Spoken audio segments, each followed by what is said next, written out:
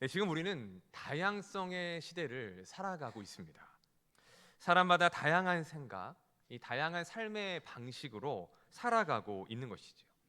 예전에는 저마다 사람들의 삶 가운데에 뭔가 공통된 삶의 방식이 있었습니다. 우리나라 예를 들면 대학 공부를 마치면 취업을 하죠. 취업을 하면 그 다음에 뭘 합니까? 결혼을 하고, 결혼을 하면 아이를 낳고, 그 다음에 뭘 향해 나아가느냐? 온 집안이 내 집 장만, 내 집 장만이라는 꿈을 향해서 나아간다는 거죠. 한 푼 두 푼 아껴서 조금씩 조금씩 집을 넓혀가고 내 집의 명의로 된 그 집을 이루고 났을 때에 이제 많은 걸 이루었다라고 하는 거의 비슷한 삶의 방식으로 살아갔습니다. 자, 그런데 지금은 어떻습니까? 전혀 다르죠. 평생 직장이라는 개념이 사라졌습니다. 결혼이 절대적이지도 않고 결혼을 했어도 아이는 낳지 않겠다라고 하는 부부도 많습니다. 먼 미래의 행복을 위해서 지금의 시간을 희생하기보다는 지금의 행복을 위하고 지금의 행복을 누리는 것을 더 중요하다고 생각한다는 것이죠. 삶의 방식이 정말 다양해진 것입니다. 자, 그래서일까요? 신앙생활의 방식도 다양합니다. 어떤 분들은 교회 공동체에 등록을 하지 않고 신앙생활을 합니다. 또 어떤 분들은 등록은 하셨지만 교회의 소그룹, 성도의 교제는 원하지 않고 오직 주일 예배만 드리는 분들도 있습니다. 또 어떤 분은 소그룹에 참여는 안 하시는데 교회 봉사에는 열심으로 참여하는 분이 있기도 합니다. 코로나 이후에는 또 다른 모습이 생겨났는데 바로 온라인 예배이죠. 유튜브 온라인으로 예배한다라는 거 우리가 너무나도 생소했지만 모일 수 없는 그러한 상황 속에서 그 온라인 예배는 우리로 하여금 하나님께 예배할 수 있는 너무나 중요한 수단이었습니다. 그런데 문제는 무엇이냐? 코로나가 끝이 나고 이제는 모일 수 있는데도 불구하고 그냥 거기에 젖어서 온라인으로 신앙생활을 하려고 하는 분들이 있다는 거죠. 그래서 온라인 예배를 넘어 온라인 신앙생활이라고 불러야 할 정도인 것입니다. 자, 그렇다면 왜 많은 이들이 이러한 다양한 방식으로 신앙생활을 하려고 하는 것일까요? 여러 가지 이유가 있는데 먼저는 개인주의의 확산입니다. 혼자 살고 모든 것을 혼자 하는 것이 익숙해지다 보니까 어딘가에 속한다라는 것, 또한 누군가와 함께하는 것들이 불편하고 피곤한 것이죠. 또 관계의 어려움도 있습니다. 교회 공동체도 사람들이 모인 곳이다 보니까 별의별 일들이 다 생긴다는 것입니다. 말 한마디로 상처를 주고받고 또한 사소한 오해로 관계가 깨어지는 일들도 일어난다는 것입니다. 그런 일들을 겪다 보면 교회 내에서 관계를 맺는 것들이 점점 어려워지는 것이죠. 교회에 대한 불신과 사람에 대한 불신 등도 그러한 여러 가지 이유들 중에 하나입니다. 자, 그런데 저는 그것보다 더 중요한 이유가 있다고 생각합니다. 그것은 그렇게만 해도 내가 신앙생활을 잘 할 수 있다, 내가 믿음 생활하는 데에 아무런 지장이 없다라고 생각하기 때문이라는 것이죠. 즉, 교회 공동체에 등록하지 않아도 주일 예배만 잘 드려도 소그룹이나 성도들의 교제에 참여하지 않아도 얼마든지 신앙생활 잘할 수 있고 내 믿음을 잘 지킬 수 있다라고 생각을 한다는 것입니다. 자, 여러분께 한번 질문해 보겠습니다. 교회 공동체에 속하지 않고 예배만 드려도 소그룹이나 성도의 교제에 참여하지 않아도 건강한 신앙생활을 할 수 있을까요? 그렇게만 해도 과연 우리의 믿음이 성장하고 성숙하게 될까요? 정답은 그럴 수 없다는 것입니다. 만약 그것이 가능했다면 하나님은 굳이 우리를 이와 같은 공동체로 묶으시고 부르시지 않았을 것입니다. 우리 각 사람이 교회이기 때문에 각자가 하나님의 말씀을 보고 각자가 하나님 앞에 예배 드리고 각자가 주어진 삶의 자리에서 하나님의 말씀대로 살아가라고 하셨을 것입니다. 왜요? 우리 한 사람 한 사람이 교회이기 때문입니다. 하지만 하나님은 그렇게 하지 않으십니다. 우리 각자를 교회로 부르신 동시에 우리를 주 안에서 공동체로 묶어 주신 것입니다. 인종과 언어와 문화와 관습, 삶의 방식 등 너무나 다양한 우리 모두를 하나님은 그리스도 안에서 한 공동체가 되게 하셨다는 것이죠. 그 하나됨에 대해서 성경은 이렇게 말씀하고 있습니다. 우리 로마서 12장 5절 말씀을 함께 읽어보겠습니다. 시작. 이와 같이 우리 많은 사람이 서로 지체가 되었느니라. 아멘. 성경은 우리의 하나됨을 무엇이라고 표현합니까? 한 몸이 되었다라고 말하고 있습니다. 많은 사람이 그리스도 안에서 한 몸이 되었다. 그 몸을 이루는 각 지체가 되었다라고 가르쳐 주는 것입니다. 자, 그런데 이 표현은 교회 공동체가 무엇인지를 가르쳐주는 매우 중요한 표현입니다. 그것은 그리스도 안에서 우리가 하나의 몸이 되었다라는 것이고, 또 한 가지는 그 하나됨은 결코 분리될 수 없는 완전한 하나됨이라는 것입니다. 자, 지난 시간 우리는 예수님이 교회의 머리가 되심을 살펴보았습니다. 예수님이 우리의 머리이시고 우리는 그분의 몸으로 하나 되었기 때문에 떨어질 수가 없습니다. 떨어지는 순간, 분리되는 순간, 나뉘어지는 순간 어떻게 되죠? 죽는다. 죽는 거죠. 그건 죽은 것과 다름이 없다는 것입니다. 교회의 공동체도 그런 것이죠. 우리 각 사람이 모여서 예수님의 몸인 교회를 이룹니다. 우리 모두가 몸을 구성하는 각 지체인 것이죠. 그렇기 때문에 우리는 떨어질래야 떨어질 수가 없는, 예수님과 우리도 하나 된 연결된 몸이고, 또한 우리도 서로가 연결되어진 완전한 한 몸이 되었다라는 것을 가르쳐 주는 것입니다. 그래서 교회는 예수님의 몸된 공동체이다라고 성경은 말씀하고 있는 것이죠. 자, 우리 한번 옆 사람과 이렇게 인사하겠습니다. 교회는 예수님의 몸된 공동체입니다. 우리 다시 한번 인사하겠습니다. 우리는 하나입니다. 믿으십니까? 자, 오늘 우리는 말씀을 통해서 하나님이 왜 우리를 한 몸 된 공동체가 되게 하셨는지, 그리고 교회 공동체에서 우리가 신앙생활을 하는 이유가 무엇인지에 대해서 함께 생각해 보는 시간을 갖고자 합니다. 자, 먼저 하나님은 왜 우리를 한 몸으로 묶어 주셨는가, 이에 대해서 생각해 보겠습니다. 여기에는 두 가지의 이유가 있습니다. 첫째, 하나님께서 공동체이신 삼위일체의 하나님이 되시기 때문입니다. 여러분, 삼위일체 교리는 기독교의 가장 신비한 교리입니다. 또한 동시에 하나님에 대한 가장 중요한 교리이기도 합니다. 자, 근데 이 교리는 우리의 머리와 우리의 이성으로 이해할 수 있을까요, 없을까요? 없어요. 이건 죽었다 깨나도 이해할 수 있는 부분이 아닙니다. 왜냐하면 여러분, 하나님 몇 분이시죠? 몇 분이세요? 한 분이세요? 세 분이세요? 한 분이에요. 한 분인데 그 한 분이신 하나님이 몇 위로 계세요?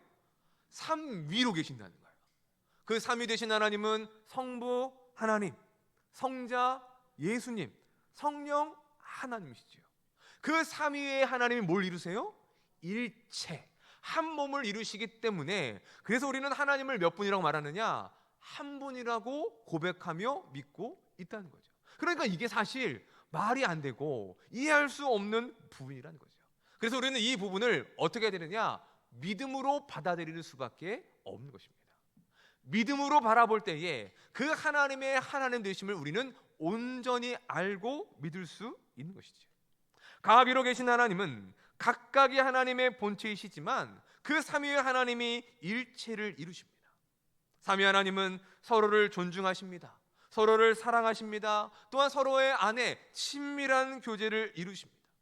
영원하신 하나님이시기 때문에 그 사랑과 교제와 존중은 영원하고, 그런 의미에서 하나님은 하나 되어진 공동체, 일체를 이루고 계시는 삼위일체라고 성경은 말씀하고 있다는 것이죠. 자, 요한복음 17장 22절을 보면 이렇게 말씀하고 있습니다. 내게 주신 영광을 내가 그들에게 주었사오니 이는 우리가 하나가 된 것 같이 그들도 하나가 되게 하려 함이니이다. 아멘. 요한복음 17장은 십자가에 달리시기 전에 예수님의 기도입니다. 무엇을 위해 기도하고 누구를 위해 기도하시느냐? 남겨질 자들, 제자들과 예수님을 믿는 모든 그리스도인들을 위하여 기도하시는 것입니다. 그 내용이 무엇입니까? 우리가 하나가 된 것 같이 그들도 하나가 되게 하옵소서. 즉 우리 하나됨의 근거를 하나님과 예수님의 그 하나됨에서 찾고 계신다는 것입니다.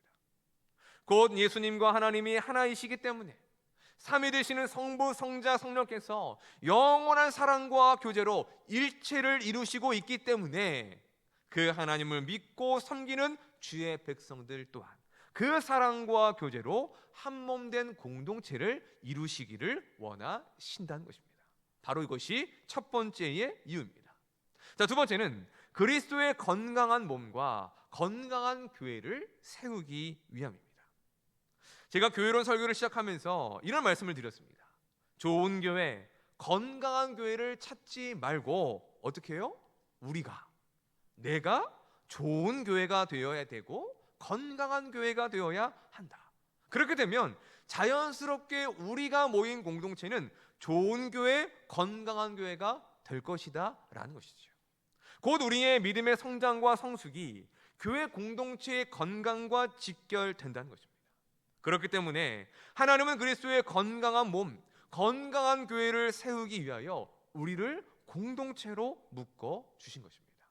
자, 우리 말씀 한 구절 보겠습니다. 에베소서 4장 12절과 에베소서 4장 16절 말씀입니다. 우리 함께 연이어서 읽어보겠습니다. 시작.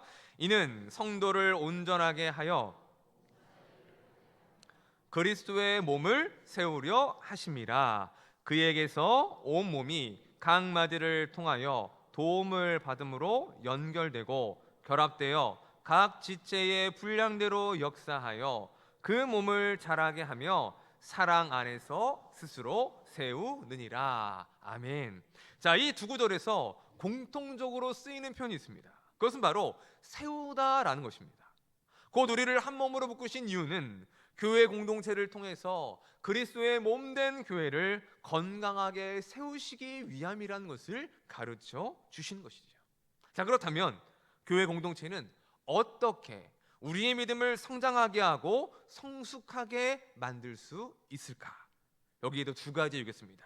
첫째, 하나님의 말씀을 통해서 이루어집니다. 그럼 저를 한번 따라해 보겠습니다. 하나님의 말씀을 통해서 이루어집니다. 우리 디모데후서 3장 16절 말씀을 보겠습니다. 시작. 모든 성경은 하나님의 감동으로 된 것으로 바르게 함과 의로 교육하기에 유익하니. 아멘. 자, 우리에게 주어진 성경 66권은 누구의 말씀입니까? 누구의 말씀이죠? 용국이의 말씀이죠.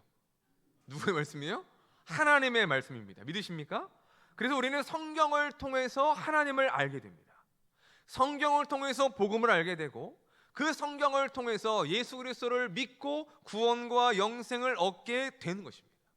또한 성경을 통해서 하나님의 뜻을 알게 되고 교훈과 책망을 통해 우리의 믿음이 자라가고 우리의 죄악들을 버리며 하나님의 사람으로 온전해지는 그와 같은 역사가 이루어지게 된다는 것이죠. 자, 그러면 우리가 혼자서 성경 많이 공부하고 많이 읽고 하면, 그렇게 하면 우리가 믿음이 자랄 수 있을까? 혼자 성경 많이 보고 듣고 하면 하나님의 말씀을 온전히 다 깨달을 수 있겠습니까? 그렇지 않다는 것이죠. 여러분, 성경 읽으실 때 어려우세요? 쉬우세요? 그 말씀들이 다 온전하게 무슨 말인지 알아 들으시겠어요? 못 들으시겠어요? 저도 모르겠어요. 어떤 때는 저도 어려워요. 왜 이렇게 말을 어렵게 풀었는지, 이게 과연 지금의 말인지 과거의 말인지 모를 때가 있다는 거예요. 연구하지 않으면 목회자도 쉽지가 않다는 것입니다. 그렇기 때문에 우리 혼자서는 하나님의 말씀을 온전히 다 깨달아 알 수 없다는 것이죠. 사도행전 8장을 보면 에티오피아 내시가 이사야의 말씀을 보고 있을 때 빌립이 와서 그걸 보고 이렇게 묻습니다. 읽는 것을 깨닫느냐? 그러자 내시가 이렇게 답을 합니다. 사도행전 8장 31절을 보면 대답하되 지도해주는 사람이 없으니 어찌 깨달을 수 있느냐? 읽기는 읽어요. 볼 수는 있어요. 근데 뭘 몰라요? 이게 무슨 뜻인지 뭘 의미하는지는 가르쳐주는 사람이 없으면 우리가 온전하게 깨달을 수가 없다는 것입니다. 혼자서 말씀을 읽고 공부하는 거 도움이 됩니다. 꼭 그러셔야 합니다. 우리가 지금 큐티 운동을 하고자 하는 이유도 그런 차원에 있습니다. 나 혼자서 내 개인적으로 하나님의 말씀을 조금 더 가까이 하고 그 말씀을 내 삶에 적용하기 위한 훈련과 그 말씀을 가까이 하는 과정이라는 것이죠. 하지만 혼자서는 모든 것을 다 알 수가 없다는 것입니다. 그래서 하나님은 교회 공동체에 말씀을 가르치는 자로서 사도와 교사와 목사와 같은 이들을 세우신 것입니다. 자, 에베소서 4장 11절 12절 말씀을 읽겠습니다. 시작.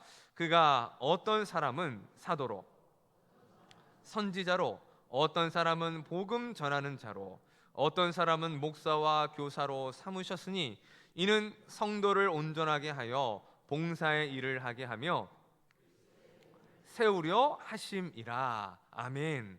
하나님은 말씀의 교사, 지금의 목회자들을 교회 공동체에 세워주십니다. 그 이유가 무엇입니까? 하나님의 말씀을 온전하게 잘 가르쳐서 그 성도로 하여금 온전하게 하기 위하여, 그 성도가 믿음이 자라가고 하나님의 뜻을 깨달아 하나님의 일을 위하여 살아가는 삶이 될 수 있도록 하기 위함인 것입니다. 그것이 결국은 예수 그리스도의 몸을 건강하게 세워가는 일이 되는 것이죠. 곧 건강한 목회자가 있는 교회 공동체 안에서 바른 하나님의 말씀을 듣고 배울 때에 우리의 믿음은 성장하고 성숙하게 되고 예수님의 몸된 교회 공동체가 건강하게 세워져 갈 수가 있게 되는 것입니다. 자, 그러면 두 번째입니다. 따라해 보겠습니다. 성도들의 교제와 관계를 통해서 이루어집니다. 자, 에베소서 4장 16절 말씀 다시 한번 읽어보겠습니다. 시작. 그에게서 온 몸이 도움을 받음으로 연결되고 결합되어 각 지체의 분량대로 역사하여 그 몸을 자라게 하며 사랑 안에서 스스로 세우느니라. 아멘. 자, 지난 시간 살펴본 대로 그리스도의 몸은 어디로부터 그 영양분을 공급받습니까? 어디죠? 머리. 그렇죠? 그래서 머리가 중요하다고 그랬죠? 머리 되시는 예수님, 곧 머리로부터 공급되는 모든 에너지가 몸으로 공급되어야 그 생명의 유지가 되는 것입니다. 자, 그런데 그 머리가 몸들과 다이렉트로 다 연결되어 있느냐? 아니라는 거예요. 손이 나는 예수님과 직접 연결될 거야 해서 손이 머리에 다 붙습니다. 발이 예수님의 머리에 붙습니다. 이러면 이거 건강한 거예요? 안 건강한 거예요? 이상한 거죠. 어떻게 해요? 머리가 있으면 목으로, 목이 몸으로, 손과 발로 이어져야 뭐예요? 그게 건강한 몸이라는 거죠. 곧 예수님 안에서 연결되어진 각 지체가 각 마디를 통하여 연결이 되고 그것을 통하여 예수님이 공급해 주시는 생명과 영양분이 그 지체를 통하여 전달되게 된다는 것이죠. 이것이 바로 건강한 몸의 기능인 것입니다. 이런 몸의 비유는 각 지체를 이루고 있는 성도들의 관계와 교제를 의미하는 것입니다. 곧 우리의 성장은 공동체 안에서의 교제를 통해서 이루어지고 성도들과의 관계를 통해서 이루어지게 된다는 것입니다. 그 교제와 관계를 통해 무엇이 나누어집니까? 먼저는 하나님의 말씀입니다. 또한 하나님의 각자에게 주신 은혜입니다. 서로에 대한 사랑이 나누어지고 우리의 삶이 나누어지며 우리의 기도의 제목들이 나누어집니다. 그 교제와 관계가 깊어질수록 누구에게도 말할 수 없었던 마음속 깊은 상처와 아픔도 나눌 수 있게 되고 내 죄와 허물과 부끄러움도 나눌 수 있게 된다는 것입니다. 물론 그렇다고 그 교제와 관계 속에서 늘 좋은 일만 있고 좋은 것만 나누는 것은 결코 아닙니다. 그 관계 속에서 속이 상하고 상처를 주고받는 일들도 생겨날 수밖에 없다는 거죠. 딱 한마디로 표현할 수 있는 말이 있습니다. 저를 한번 따라해 보겠습니다. 지지고 뭐예요? 볶는다. 지지고 볶고 서로가 한데 모여서 지지고 볶는 거예요. 중요한 것은 그 모든 일들이 섞이고 조화를 이루어서 서로가 주 안에서 성장하고 성숙하며 더 단단하고 끈끈한 공동체를 이룰 수 있게 된다는 것입니다. 어른들이 이런 말씀을 자주 하시죠. 결혼을 해야 뭐가 돼요? 어른이 된대요. 결혼을 해야 어른이 된대요. 옛말로 따지면 상투를 틀어야 진정한 어른이다 라는 말이죠. 예전에는 그 말이 뭔지 몰랐습니다. 근데 지금은 알 것 같아요. 그리고 정말 맞는 말이라고 생각합니다. 생판 모르던 남자와 여자 두 사람, 서로 다른 환경에서 20년, 30년을 살아온 두 남녀가 불같은 사랑을 내서 결혼을 합니다. 살림살이를 시작해요. 그러면 처음에부터 잘 맞을까요? 안 맞을까요? 안 맞죠. 맞을 수가 없습니다. 맞는 게 오히려 이상한 것이죠. 어떤 부부가 서로의 배우자에 대해서 한마디로 한 단어로 이렇게 표현을 해봐라 라고 했을 때 한 남편이 이렇게 얘기를 했습니다.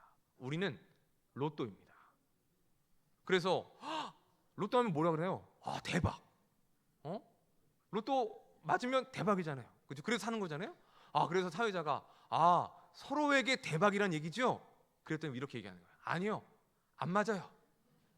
안 맞아도 하나도 안 맞아요. 어떻게 이렇게 안 맞는지. 그래서 로또라는 거죠. 부부가 그렇습니다. 그러니까 어때요? 싸우죠. 사소한 것 가지고도 대판 싸웁니다. 치약을 중간에서부터 짜냐, 끝에서부터 짜냐, 화장실에서 볼일을 보는데 서서 보냐, 앉아서 보냐, 양말을 뒤집어 벗지 말아라, 밥 먹을 때 쩝쩝 소리 내지 마라. 그거 가지고 별걸 가지고 싸운다는 거예요. 오해하지 마세요. 제 얘기가 아니에요. 정말 사랑해서 결혼한 배우자가 어느 순간 나하고 가장 많이 싸우고 나를 가장 속상하게 하는 그와 같은 적이 되어버리는 순간을 우리는 마주하게 된다는 거죠. 싸우고 풀어지고 싸우고 풀어지고 하면서 어떻게 돼요? 서로에 대해 알게 됩니다. 책으로는 절대 알 수 없었던 것들을 그러한 지지고 볶는 그와 같은 일들을 통해서 깨닫게 된다는 것이죠. 서로를 더 깊이 알고 서로를 받아들일 수 있는 마음과 지혜를 배웁니다. 더 깊은 사랑의 관계로 나아가게 된다는 것이죠. 자, 그런데 그게 끝이 아니죠. 애를 낳으면 또 다른 세상이 열려지게 됩니다. 너도 결혼해서 네 같은 자식 낳아봐라. 여러분, 이 말 자식들에게 하셨어요? 안 하셨어요? 들어보셨어요? 안 들어보셨어요? 저는 그게 축복인 줄 알았어요. 그 말이. 근데 그 말이 축복이 아니라는 걸 알게 되었습니다. 둘이 있다가 셋이 되니까 힘이 들어요. 넷이 되니까 더 힘들어요. 이 자식이 커가면서 더 힘들어요. 사춘기가 되니까 이전에는 부부끼리 서로가 지지고 볶았는데 이제는 사춘기 아이들과 함께 섞여서 넷이 지지고 볶는 그런 일들. 기쁘고 좋은 일도 있지만 좋았다가 싸우고 속이 상한 그런 일들 함께 겪게 된다는 거죠. 그렇게 지지고 볶고 살다 보면 어떻게 됩니까? 모두가 성장하는 것을 볼 수 있습니다. 부모는 그 당시에 부모님의 심정을 깨닫고 아는 진짜 어른이 되는 거죠. 이때 우리 엄마 마음이 이렇겠구나, 우리 아빠의 마음이 이렇겠구나 라는 걸 알게 되는 거죠. 아이들도 그러한 가정과 부모와의 관계 속에서 부모의 사랑과 관심 속에 점점 마음이 자라가고 성장하게 된다는 것입니다. 그렇게 우리는 가정이라는 울타리, 가족이라는 관계 속에서 지지고 볶으며 성장하고 성숙해 나아가게 된다는 것이죠. 잠언 27장 17절을 보면 이렇게 말씀합니다. 우리 함께 읽어보겠습니다. 시작. 철을 그의 친구의 얼굴을 빛나게 하느니라. 자, 그 밑에 보면 새 번역본이 있습니다. 거기도 읽어보겠습니다. 시작. 쇠붙이는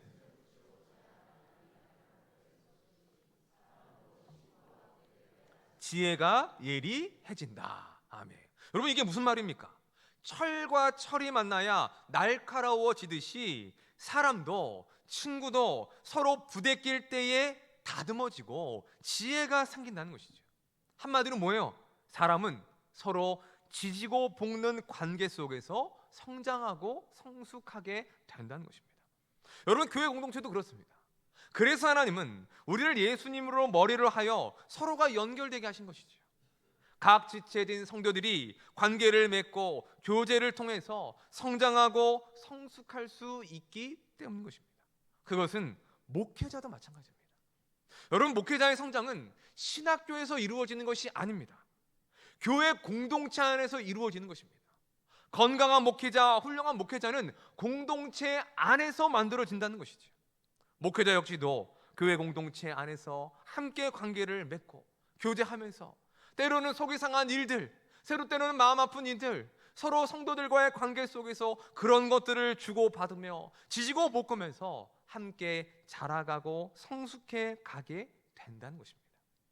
바른 하나님의 말씀을 배우고 공동체 안에서의 관계와 교제를 통해 우리가 성장하고 성숙한 것, 바로 이것이 하나님께서 우리에게 교회 공동체를 주신 이유인 것이지요. 또한 교회 공동체가 우리에게 주는 유익이기도 한 것입니다. 하나님께서 우리를 수많은 교회들 가운데에 예사랑 교회로 부르시고 이 자리에서 함께 하신 예배하게 하신 뜻이 있습니다. 여러분, 그것은 우연이 아닙니다. 또한 우리의 선택도 아닙니다. 후에 깨닫게 되는 것이 무엇입니까? 이 모든 것이 하나님의 섭리였고 하나님의 인도하심이었고 하나님의 계획이었구나라는 것을 알게 되죠. 하나님이 우리를 불러 예사랑 공동체로 묶어 주신 것입니다. 여러분, 믿으십니까? 그렇기 때문에 우리는 예사랑 공동체에 속해져 있어야 하는 것입니다. 예사랑 공동체에 꼭 붙어 있어야 하는 것입니다. 공동체 안에서 바른 말씀의 가르침을 받고 구역이나 전도회나 그런 다양한 소그룹 안에서 성도들과 관계를 맺고 교제를 나누어야 하는 것이죠. 지지고 볶는 그러한 관계와 교제를 통해서 우리의 믿음이 성장하고 그리스도의 몸된 교회가 건강하게 세워질 수가 있는 것입니다. 사랑하는 성도 여러분, 오늘의 말씀을 통해서 우리의 모습을 돌아보았으면 좋겠습니다. 과연 우리는 교회 공동체를 어떻게 생각하고 있습니까? 과연 우리의 신앙생활은 한 몸된 공동체에 속한 한 몸된 지체로서 붙어있는 신앙생활입니까? 성도들과의 관계와 교제 속에서 성장하고 성숙해 나아가는 신앙생활을 하고 있습니까? 아니면 혼자서도 신앙생활 잘 할 수 있다고, 내 믿음 지키고 잘할 수 있다라는 생각으로 공동체에 속하기보다 나 홀로의 신앙생활을 하고 있지는 않습니까? 앞서 말씀드린 대로 여러 가지의 이유를 가진 분들이 있을 수 있습니다. 말 못할 상처와 아픔이 있을 수도 있습니다. 하지만 그것이 우리의 믿음에 대한 성장과 성숙을 방해하도록 만들어서는 안 된다는 것이죠. 구더기가 무섭다고 장을 못 담글 수 있습니까? 없습니다. 구더기가 무서워도 장을 담가야죠. 마찬가지로 개인적인 이유, 상처와 아픔 때문에 하나님께서 공동체를 통해서 주시는 믿음의 성장과 성숙의 삶을 우리는 결코 포기해서는 안 되는 것입니다. 바라기는 우리 모두가 이 한 몸 된 예사랑 공동체 안에서 건강하게 성장함으로 그리스도의 몸을 건강하게 세워갈 수 있는 은혜가 있기를 주님의 이름으로 축원합니다. 이제 말씀을 정리하겠습니다. 전에 사역하던 교회에 젊은 남자 집사님이 계십니다. 저보다 한 2살 많으셨는데 그분이 20대의 큰 사고로 한쪽 팔에 장애를 입으셨어요. 반쪽이 아예 한쪽 몸 반이 이제 장애를 입으시게 된 겁니다. 어느 날 그 집사님이 그 불편한 팔에 깁스를 하고 교회를 오신 거예요. 그래서 제가 여쭤봤죠. 왜 그러셨어요? 그랬더니 집 계단에서 넘어지셔서 다른 곳은 멀쩡한데 이 불편한 팔에 뼈가 부러졌다는 거죠. 아프진 않으시냐라고 물어봤더니 그 팔에 감각이 없어서 통증은 없다라고 말씀하시더라고요. 그리고 시간이 흘러 깁스를 풀고 오신 집사님을 만났습니다. 깁스를 풀려서 이제 좀 홀가분하시겠다라고 말을 건네니까 이분이 이런 말씀하시는 거예요. 목사님, 저는 다친 팔에 감각이 없고 그래서 이 팔은 아무런 쓸모가 없는 팔이라고 생각했었습니다. 그런데 이번 일을 겪어보니까 그게 아니었어요. 이 감각 없는 팔 하나가 불편하니까 다른 부분들도 얼마나 불편한지, 비록 감각은 없는 팔이지만 이 팔이 내 몸에 붙어 있는 것이 얼마나 감사한지 이 팔의 소중함을 깨달았습니다. 집사님의 이 말씀은 제게 큰 울림이 되었습니다. 예수 그리스도의 몸된 공동체, 각 지체된 우리 모두는 하나님 앞에서 소중하고 존귀한 자라는 것을 다시 한번 깨닫게 해주었기 때문입니다. 하나님은 너무나 다른 우리 모두를 예수님 안에서 한 몸이 되게 하셨습니다. 한 몸을 이루는 각 지체가 되게 하신 것이지요. 그 지체 중에 더 귀하고 덜 귀한 지체가 있을까요? 필요한 지체, 덜 필요한 지체가 있을까요? 있어도 될 지체와 없어도 될 지체가 있을까요? 없습니다. 아무리 연약하고 아무리 부족하다 할지라도 하나님이 사랑하시는 자이며 귀하게 여기시는 존재이기 때문인 것입니다. 그 한 사람을 위해서 예수님이 이 땅에 오셨고 십자가를 지셨으며 자신의 생명과 피까지 아낌없이 내어 주신 것입니다. 그런 의미에서 그리스도 안에 있는 우리 모두는 하나님 앞에서 존귀한 자인 것이지요. 그런 우리 한 사람 한 사람을 부르셔서 하나님은 주의 몸된 교회를 이루게 하신 것입니다. 무엇을 위해서요? 삼위일체 되시는 하나님과 같이 하나가 되라고, 교회 공동체 안에서 믿음이 성장하고 성숙하라고, 그래서 건강한 그리스도의 몸을 세워가라고 하시는 것이죠. 사랑하는 성도 여러분, 공동체 안에서 하나님의 말씀을 듣고 배우는 일에 힘쓰시기를 바랍니다. 또한 성도들과 관계를 맺고 교제가 이루어지는 구역과 전도회에도 적극 참여하시기를 바랍니다. 그 속에서 서로 지시고 돕고 하십시오. 그러면 어느 순간 불편한 순간은 있을 수 있지만 어느 순간에 서로가 성장하고 성숙해가는, 그 누구하고도 바꿀 수 없는 얼마나 존귀하고 얼마나 귀한 존재의 그런 관계이라는 것을 우리는 깨닫게 되는 그러한 날이 우리에게 오게 될 것입니다. 기쁘면 그 기쁨을 나누고, 슬프면 슬픔을 나누십시오. 아프면 아프다고 말하고, 힘들면 힘들다고 말하십시오. 그걸 한몸된 교회 공동체 안에서 행하지 못한다면 과연 어디 가서 우리가 그 마음을 풀어낼 수 있겠습니까? 어떤 교회를 보면 성도들이 갑자기 잠적을 하를 때가 있다고 합니다. 연락도 안 되고 잘 관계하던 성도들과도 교역자들과도 관계가 안 되고 연락이 끊긴다는 것이죠. 나중에 연락을 되었을 때에 왜 그러셨냐라고 물어보면 나중에 알고 보면 집에 굉장히 큰 일, 아프고 슬픈 일이 있었기 때문이라는 것이죠. 자녀가 이혼을 했다거나, 가족 중에 누가 큰 사고나 병에 걸렸다거나, 아니면 가족 중에 누군가가 원치 않는, 또한 그러한 스스로 목숨을 끊는 그와 같은 일들이 벌어지는 것들을 볼 수가 있습니다. 그래서 묻죠. 아니 그렇게 힘든 일이 있으셨는데 왜 교회의 얘기를 못 하셨습니까? 그 힘든 일을 어떻게 혼자 견디셨습니까? 그러면 이렇게 말을 하는 거예요. 남들에게 부끄러워서요. 제 일이 다른 사람들 입에 오르내리는 게 싫어서요. 참 슬프고 안타까운 일 아니겠습니까? 가정 안에 그런 일들이 생기면 가장 먼저 그것을 나누고 기도해 달라고 부탁해야 되는 공동체가 교회가 되어야 하는 것 아닙니까? 구역이 되어야 되고 전도회가 되어야 하는 것 아닙니까? 얼마든지 내 연약함과 부족함, 내 허물을 내어놓고 기도해 달라고, 나를 붙들어 달라고, 나에게 도움을 달라고, 서로에게 도움을 줄 수 있는 그런 공동체가 교회가 되어야 하는 것 아니겠습니까? 그런데 오히려 얘기를 못합니다. 연락을 끊어버리고 잠적을 합니다. 왜요? 더 상처받을까 봐. 그런 것도 나누지 못하는 공동체라면, 그러한 것도 나누지는 못하는 교회라면 그것이 어찌 주의 몸된 교회라고 말할 수 있겠습니까? 우리 교회는 정말 함께 울고 웃는 그런 교회가 되었으면 좋겠습니다. 사랑하는 성도 여러분, 우리는 이미 예수님 안에서 한몸된 공동체입니다. 하나님 우리를 예사랑교회로 부르셨고 또한 동시에 그리스도의 몸을 이루고 있는 각 지체인 것입니다. 그 공동체를 통해서 우리의 믿음이 성장하고 성숙하기를 원하십니다. 그 일을 통해 주의 몸된 교회가 건강하게 세워지기를 원하십니다. 바라기는 우리 모두가 예수님의 한몸된 공동체임을 기억하며 함께 웃고 함께 울 수 있는 공동체가 되었으면 좋겠습니다. 기쁨도 나누고 슬픔도 나누고 때로는 지지고 볶으면서도 서로에게 격려가 되고 힘이 되어 줄 수 있는 온전한 한몸된 공동체가 되었으면 좋겠습니다.